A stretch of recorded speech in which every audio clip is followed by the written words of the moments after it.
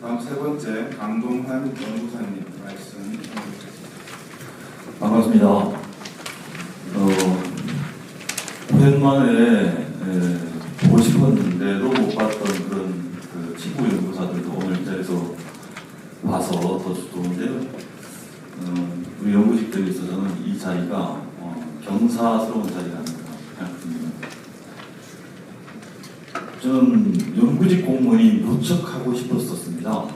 왜냐하면 저는 공무원을 하고 싶었는데 제 아내가 행정직 공무원에 대해서는 비호감이어서 결혼해야겠고, 그래서 연구직 공무원을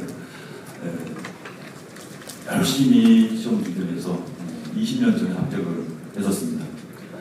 자랑스럽게 출근을 했고 가족들도 아주 좋아했었습니다. 그리고 제 아들이 이제 27살인데 환경공학과를 다니고 있습니다. 아빠가 경기도 보건환경연구원에서 연구를 하면서 직장생활을 하는 걸 보고 자기도 환경연구사가 되겠다고 그래서 이거 큰일 났다. 먹고 살기가 너무 않을 텐데 아들을 위해서라도 연구직 제도 개선 봉급 올려야겠다. 반드시 이뤄내야겠구나. 제가 밤잠을 설치면서 어떻게 말씀을 드려야 여기 인사 역시 저 과장님 그래서 저의 이 열망에 100분의 1이라도 공감해 주실까 새벽 3시까지 고민하다가 잠을 못 자고 왔습니다. 제가 연구사로서 20년 생활하면서 느꼈던 에피소드를 좀 말씀드리고, 그리고 반드시 시급하게 고쳐줬으면 좋겠다 하는 거 여기까지 말씀드리겠습니다. 저는 장남인데요. 집에 가면 추석 설날 친지분들 이렇게 많이 만납니다. 제가 초원에서 태어나가지고 서울에서 명문대학을 석사과정까지 마치고 연구직 공무원이 됐을 때도 몇 급이냐고 물어보더니 당당하게 6급쯤 됩니다. 그랬습니다. 정확하게 6급은 아니니까 6급쯤 됩니다. 그랬더니 성공했구나. 좀 있으면 이제 5급이 되겠구나.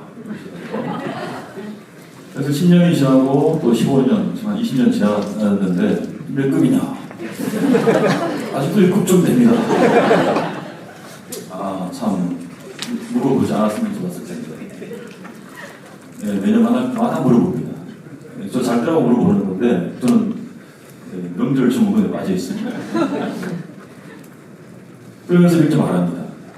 너는 성격이 강직해서 말이야. 상관에게 발음을 하지 말아야 돼.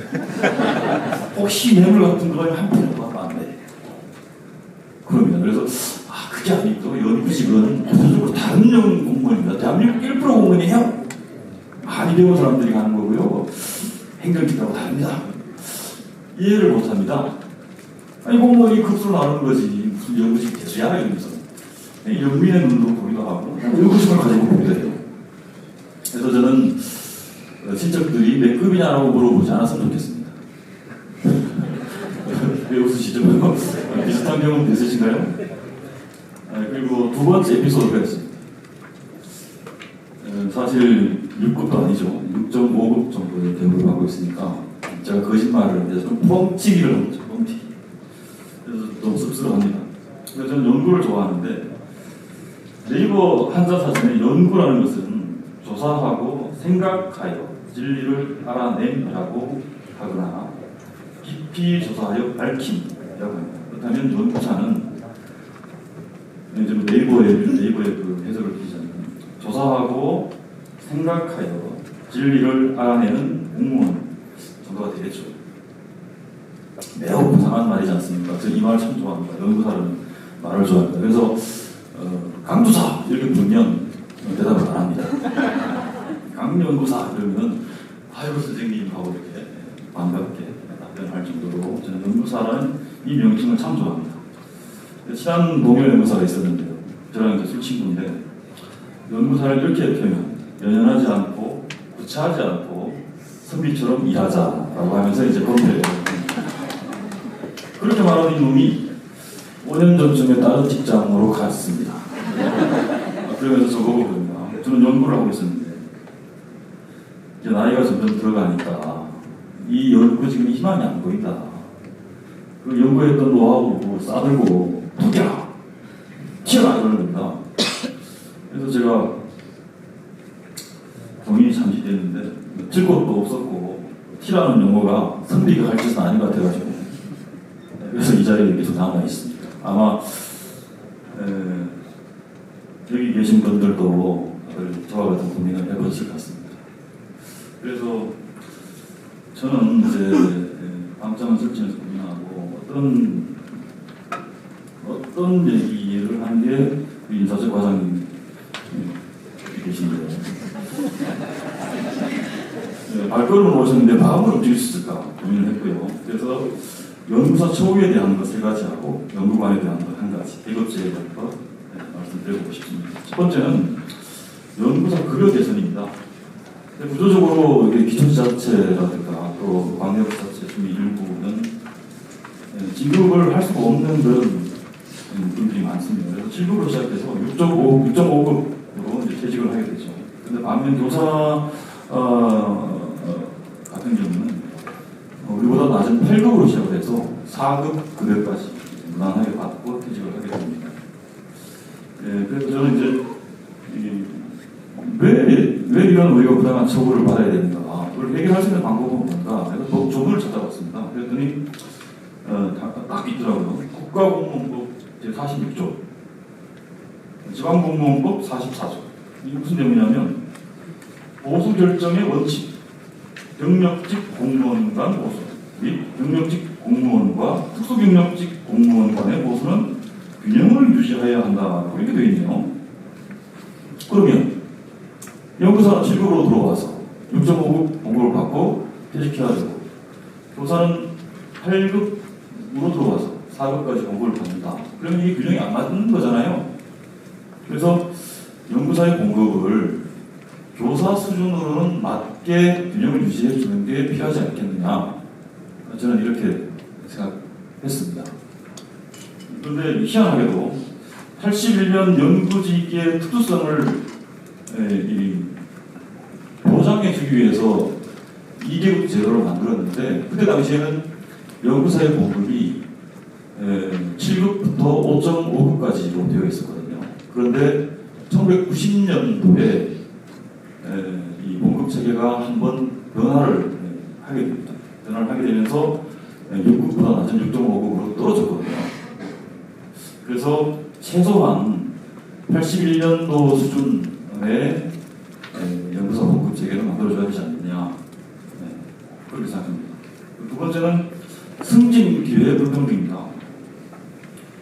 우리가 이제 연구직은 공무원법상 일반직 공무원에 속해 있고 일반직 공무원은 행정직, 기술직, 연구직 이렇게 3종류가 있습니다. 그러면 우리는 행정직, 기술직의 승진 기회만큼 보장받아야 되는 게 타당하지 않겠습니까?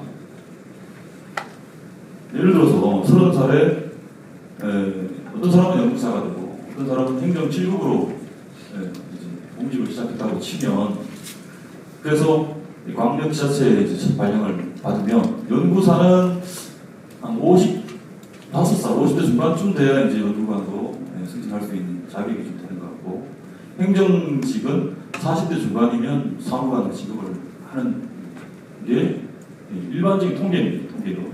그런데 광역자치단체가 아니고 기초자치단체와 같은 경우는 행정 7급으로 입직을 하면 50 전에 사무관이 되고 저기 이제 요철 교수님 말씀하신 것처럼 연구직은 평생 그냥 연구사로서 집에 가야 되는 거죠. 졸업을 해야 되는 거죠. 근데 이것도 너무 불공평하다, 비상식적이다. 그래서 제가 그걸 찾아봤습니다. 이 뭐가 잘못됐나? 그래서 국가직은 이런 법 조항이 있습니다. 국가공무원법 17조 인사에 대한 감사가 되어 있습니다. 어떻게 감사를 하냐? 인사혁신처장님께서 중앙기관 인사 행정의 적정 요구에 대해 수시 정기 감사를 하고 시정을 요구할 수 있도록 되어 있습니다. 그러니까 중앙행정기관은 연구직 차별을 할 수가 없는 구조가 법적으로 마련되어 있는 겁니다. 그런데 지방공무원법은 그게 없어요. 아까 이제 그 이영석 국회의원님 계셔서 제가 이 말씀 꼭 드리고 좀 부탁드리려고 했는데, 지방공무원법도 행정안전부가 각 지자체에 대해서 이렇게 일반적 공무원 간 불균형적이고 불평등한 비상식적인 이 승진 차별이 이루어지지 않도록 뭔가 조치를 취하지 않겠습니까? 그래서 이런 승진 불균형 기회 이거를 반드시 바로잡아야 되는데, 일단은 법령 개정이 필요하고, 네, 시급하게는 행정안전부에서 지방자치단체에 대한 실태 조사를 전면적으로 해서 공무원 간 승진 불균형을 해소해라 라는 어떤 그런 현실적인 방안을 찾아야 될 것 같습니다. 그 다음에 연구자의 승진 평가 제도에 대한 개선이 필요합니다. 행정기술직은 1급부터 9까지 세분화되어 있고, 한 등급 올라갈 때 짧게는 1년, 2년, 길게는 뭐 한 10년 정도 개선가 되긴 하는데, 그래서 이 최근 2년에서 3년 정도의 근무 실적을 가지고 승진 평가를 하지 않습니까? 그런데 희한하게도 연구직은 25년, 30년 근무를 해야 연구관으로 이제 승진을 활동할 한데, 최근 2년 동안만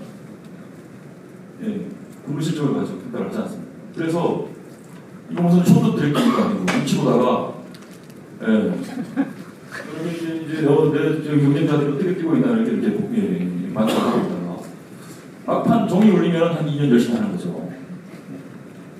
그래서 이제 결승선에 먼저 도달하는 스케이트 날래미 일기고 이 부담하지 않습니까?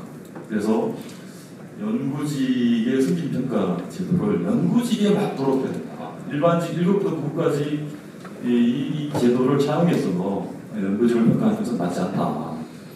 그래서 연구직에 꼭 맞는, 연구직 입으면 참 좋구나, 편안하구나 하는 그런 인사평가 제도를 만들어야 된다. 그렇게 생각합니다. 그 다음에 이제 연구관에 대한 얘기를 좀 해보고 싶습니다. 우리 지방자치단체 같은 경우는 20년 동안 연구사로 이제 시험 검사, 조사, 연구를 하다가 그 분야에서 잠들고 긁어서 우리가 만시간 법칙이 있지 않습니까? 만시간 동안 하면 그 분야에 달인이 된다라는 얘기인데, 우리 하루 8시간 근무를 하고 1년 일을 하면 한 2,000시간 정도 되니까 5년만 하면은 10,000시간이 채워지는 거죠.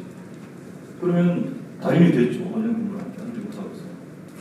근데 20년을 근무를 하면은 달인의 할아버지, 보조 할아버지가 됩니다.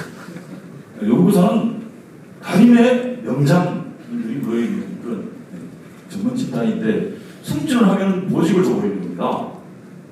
예. 보직을 줘버리니까 자기 전문 분야에서의 그 쌓아왔던 노하우와 이 전문성이 그냥 인사관리라든가 예산이라든가 뭐 이런 분야로 그냥 일반 행정관리자가 되어버리는 거죠. 그것까지 낭비라고 생각합니다. 그래서 이 전문 연구사가 승진을 했을 때 일반 그냥 보직 없는 연구관 자리를 많이 만들어서 자기의 전문성을 계속해서 살릴 수 있도록 해주는 게 국가적으로도 좋고 또 개인적으로도 좋지 않겠습니까? 우리가 전문직 얘기를 하는데, 연구관으로서 퇴직하시는 분들은 어디서 불러주는 자리가 별로 없어요. 와서 좀 일 좀 봐주세요 이런 사람들이 별로 없습니다. 그런데 연구사로서 퇴직을 하면은 그래도 일자리가 좀 더 많습니다. 왜냐하면 시험검사조사 연구에 그 현업에서 있었기 때문에 이 노하우가 잔뜩 쌓여있지 않습니까? 그래서 이게 참 아이러니한 겁니다. 그렇지 않습니까? 그래서 연구관으로 퇴직을 하면 이 사람은, 이분은 정말 그 자기 분야에서 최고의 전문가, 달인 중에 달인으로 퇴직할 수 있도록 그런 제도를 만들어야 되고, 다행히 어찌 보면 지금 7급 일반 그 행정직이라든가 기술직에 대해서 우리가 턱없이 지금 그 연구관 비율, 간부공무원 비율이 낮거든요. 그러니까 그 간부공무원 비율을 확보를 해가지고 그 확보된 비율만큼은 전문 연구관으로서 활동할 수 있도록 해주는 그런 제도가 필요하다 그렇게 생각합니다. 그리고 마지막으로 2계급 제도에 대한 최선의 대안은 무엇일까요? 지금 이제 2계급 제도로 42년을 우리가 겪어왔는데 문제가 많다. 속이 답답하다. 화병이 생긴다. 연구소로 사니까. 그러니까 이거 화병이 있는 연구사들과 같이 근무하는 연구관들은 행복하겠습니까? 웃음도 전염되지만 슬픔도 더 빨리 전염되지 않겠습니까? 그래서 이제 우리 기관의 원장님 와 계신데 다행히 원장님의 이제 어떤 그런 배려와 연구지 처우 개선에 대한 앞장서서 이렇게 또 이끌어 가셔 주시는 것 때문에 우리 기관은 그렇게 슬프진 않아요. 네, 감사합니다, 원장님.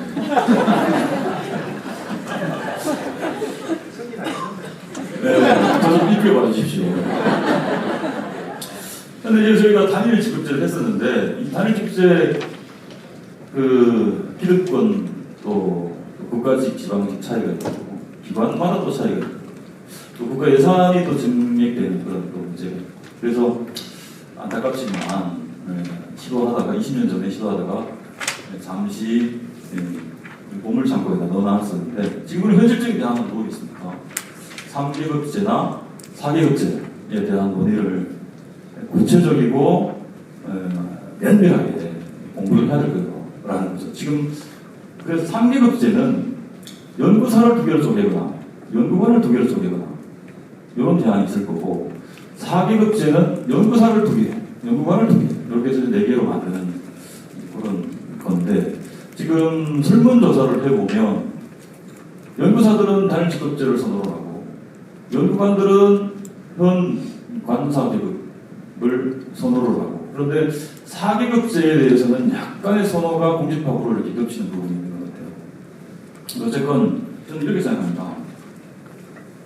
그리고 이제 건축한 지 42년이 지났는데 노후 공동주택에 연구직 공무원 10,000명이 같이 살고 있다.